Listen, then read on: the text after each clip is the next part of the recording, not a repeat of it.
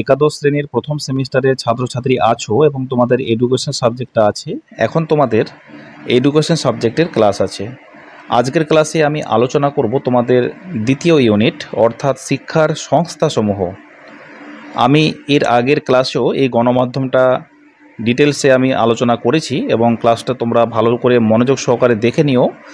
আমি আজকে গুরুত্বপূর্ণ 30টি সম্ভাব্য এমসিকিউ প্রশ্ন উত্তর নিয়ে আলোচনা করব এবং তোমাদের গণমাধ্যম এবং সংবাদপত্র নিয়ে কিছুটা কনসেপ্ট আমি তোমাদের দিয়ে দেব, যেন তোমরা আরও ভালো করে তোমরা যেন বুঝতে পারো। তাহলে এই যে শিক্ষার বিভিন্ন সংস্থাগুলো রয়েছে সেগুলো সম্পর্কে তোমাদের জানতে হবে। প্রথমত জানতে হবে গণমাধ্যম কি, সংবাদপত্র, তারপরে হচ্ছে চলচ্চিত্র, দূরদর্শন, বেতার, ইন্টারনেট, এগুলো হচ্ছে শিক্ষার সংস্থা। তো আমি পরপর একটা একটা করে আমি হচ্ছে সংস্থা নিয়ে আলোচনা করছি। তোমরা তো সকলেই জানো, আমার ক্লাসগুলোতে তোমরা দেখতেই পাচ্ছ আমি কিন্তু পরপর আমি তোমাদের একটা একটা করে আমি তোমাদের বোঝাচ্ছি এবং তোমরা যেন সহজেই বুঝতে পারো সেটাই আমি চেষ্টা করছি। তাহলে আমি তোমাদের বলে রাখি যে এই যে গণমাধ্যম হচ্ছে, গণমাধ্যম যে মাধ্যমের সাহায্যে অর্থাৎ একসাথে সংযোগ বা যোগাযোগ করা হয়, এটাই হচ্ছে গণমাধ্যম অর্থাৎ মাস মিডিয়া। উদাহরণ হিসেবে বলা যেতে পারে দূরদর্শন, সংবাদপত্র, টেলিভিশন, ইন্টারনেট, এগুলো হচ্ছে গণমাধ্যমের উদাহরণ। পৃথিবীর সবচেয়ে প্রাচীনতম গণমাধ্যম হচ্ছে নিউজ পেপার। তোমরা সকলেই জানো নিউজ পেপার, সংবাদপত্র, তোমাদের কাছে কিন্তু এই নামটা পরিচিত। নিউজ কথার মানে হচ্ছে এর অর্থ হচ্ছে চারিদিকের খবর, মানে আমাদের চারিদিকে যা কিছু হচ্ছে, যা কিছু ঘটছে, সেটাই হচ্ছে গণমাধ্যম। তাহলে এই যে খবরের কাগজ তোমরা দেখবে পেপারে বা কোনো পত্রিকায় যখন প্রকাশিত হয়, সেটা নিশ্চয়ই বর্তমান কালের কোনো খবর প্রকাশিত হয়, ঠিক আছে।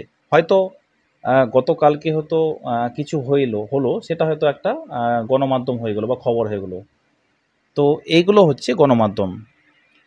সংবাদপত্রে যখন কোনো সামাজিক ঘটে যাওয়ার কোনো খবর প্রকাশিত হয়, অর্থাৎ তখন ওই মানুষ কি করে ওই খবরটাকে প্রচার করে। তাহলে চলো এবারে তোমরা গুরুত্বপূর্ণ 30টি এমসিকিউ তোমরা দেখে নাও। প্রথম প্রশ্ন হচ্ছে,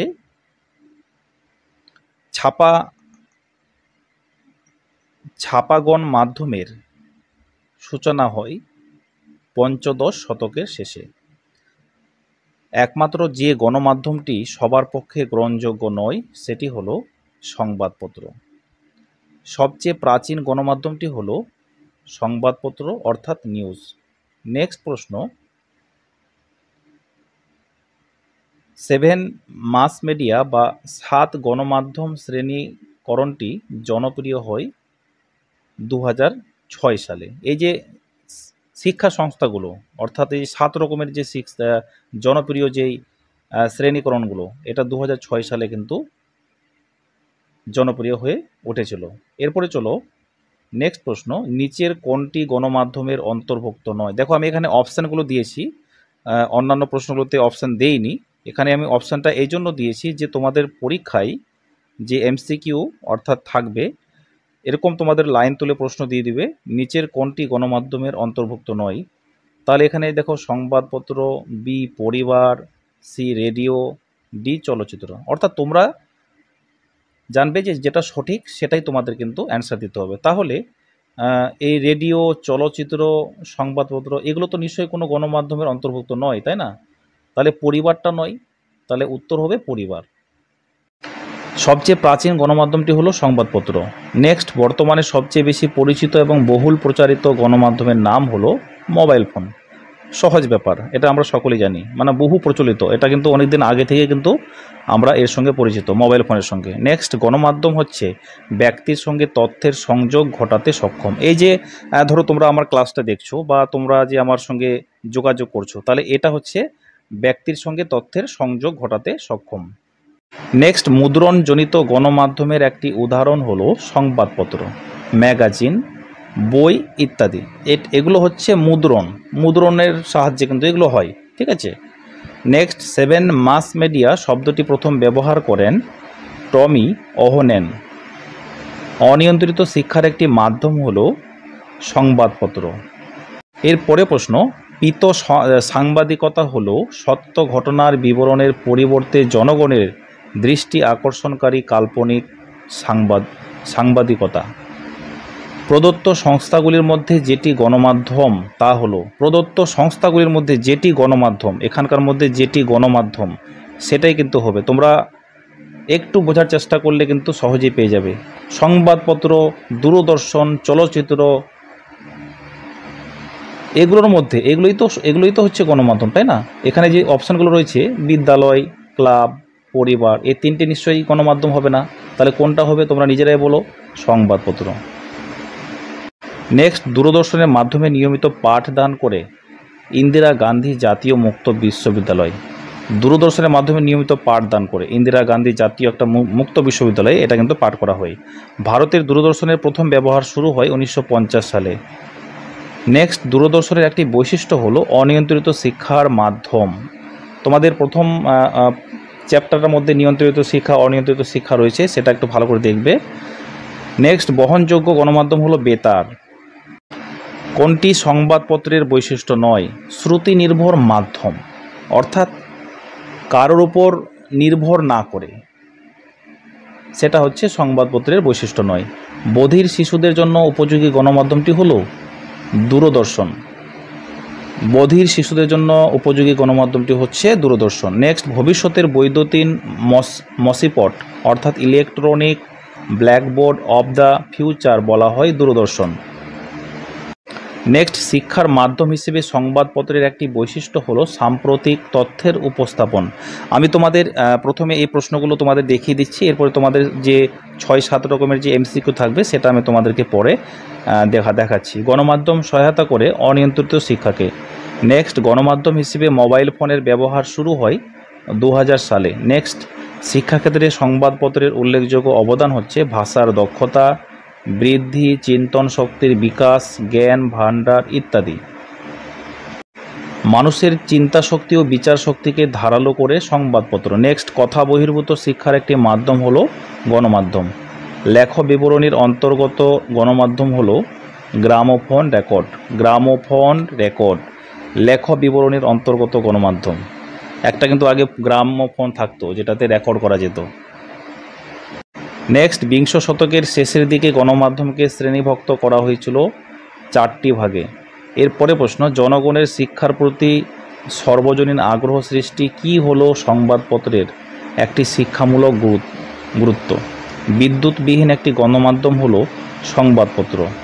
এই হলো তোমাদের 30টি এমসিকিউ, সম্ভাব্য এমসিকিউ প্রশ্ন উত্তর। তোমরা এই 30টি এমসিকিউ ভালো করে প্র্যাকটিস করো এবং তোমাদের একটা কনসেপ্ট আনার জন্য আমি এগুলো দিয়েছি, অর্থাৎ এগুলো কিন্তু তোমাদের প্রশ্নগুলো তোমাদের কনসেপচুয়াল কিন্তু আমি করেছি তোমাদের সুবিধার জন্য। এরপরে দেখো আমি নিচে তোমাদেরকে কয়েকটি হচ্ছে 6-7 রকমের এমসিকিউ টাইপ দেখাবো যেগুলো তোমাদের প্রথম সেমিস্টারে তোমাদের থাকবে। দেখো আমি এখানে ছক আকারে দেখিয়েছি, নিচে কয়েকটি প্রশ্নের নমুনা দেখিয়ে দেওয়া হলো যে টাইপস এমসিকিউ থাকছে। তাহলে প্রথম হচ্ছে শূন্যস্থান আকারে তোমাদের যে বলি, তাহলে এরকম তোমাদের শূন্যস্থান আকারে প্রশ্ন আসলে পরে কি থাকবে, আমি এটা শুধুমাত্র জাস্ট এক্সাম্পল দিয়ে বলছি। ড্যাশ হলো সবচেয়ে আদি গণমাধ্যম, তাহলে ড্যাশ হলো সবচেয়ে আদি গণমাধ্যম, তাহলে কি হবে? সংবাদপত্র হচ্ছে আদি গণমাধ্যম। এরপর তোমাদের থাকবে বাম স্তম্ভ ডান স্তম্ভ, অর্থাৎ বাম স্তম্ভের সঙ্গে ডান স্তম্ভকে ম্যাচিং করতে হবে। যেমন ধরো বাম স্তম্ভে এ আছে, তাহলে এর 1, 2, 1 হলে 1, 2 হলে 2, যেটা সঠিক হবে সেটা কিন্তু মিল করতে হবে, অর্থাৎ মেলাতে হবে। তাহলে দেখো পরপর এরকম দেওয়া রয়েছে: আত্মশিখন, দূরদর্শন, মুরো, ডি স্কুলিং, ইভান ইলিচ গ্রন্থাগার। তোমরা যদি পড়ে থাকো তাহলে তোমরা বুঝতে পারবে, আর যদি তোমরা পড়ে না থাকো তো তোমরা নিশ্চয়ই বুঝতে পারবে না। আমি দেখো এখানে বিকল্প সমূহগুলো তোমাদেরকে একটু দেখিয়ে দিচ্ছি। প্রথমে রয়েছে দ্বিমুখী শিক্ষা মাধ্যম। তাহলে দ্বিমুখী শিক্ষা মাধ্যমটা হচ্ছে এর 2 নাম্বার। তাহলে দূরদর্শন হচ্ছে দ্বিমুখী শিক্ষা মাধ্যম। এই যেখানে দূরদর্শনটা রয়েছে। বি অর্থাৎ এই যে বি অপশানটা আত্মশিখন, এটা হবে 4 নম্বরটা গ্রন্থাগার। আত্মশিখন গ্রন্থাগার মানে হচ্ছে লাইব্রেরি, যে সমস্ত বই আমরা লাইব্রেরি থেকে সংগ্রহ করি, মানে একটা আত্মশিখনের সাহায্যে।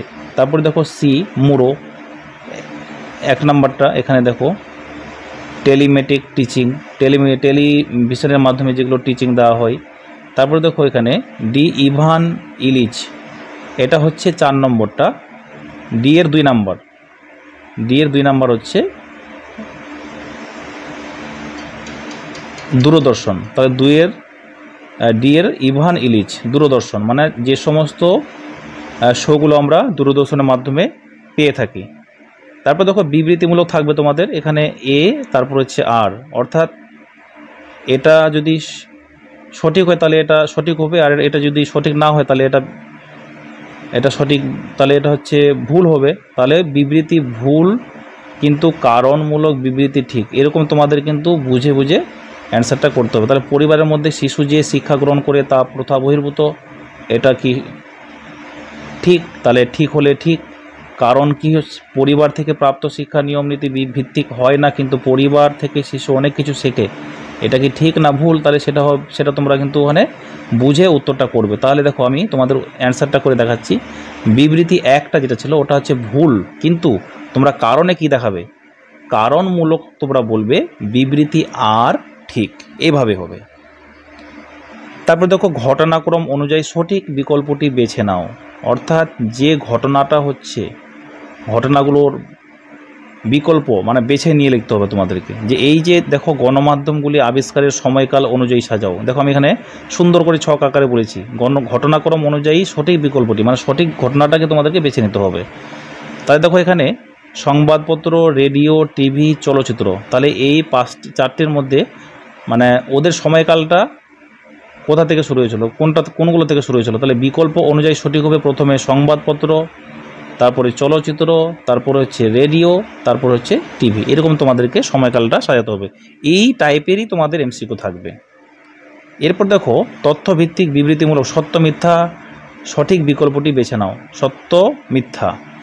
তাহলে এই যে 1 নম্বরটা আমি এখানে দিয়েছি, বিদ্যালয় হলো সমাজের একটি ক্ষুদ্র সংস্করণ, তাহলে এটা কি হবে, সত্য হলে তোমরা সত্য বলবে।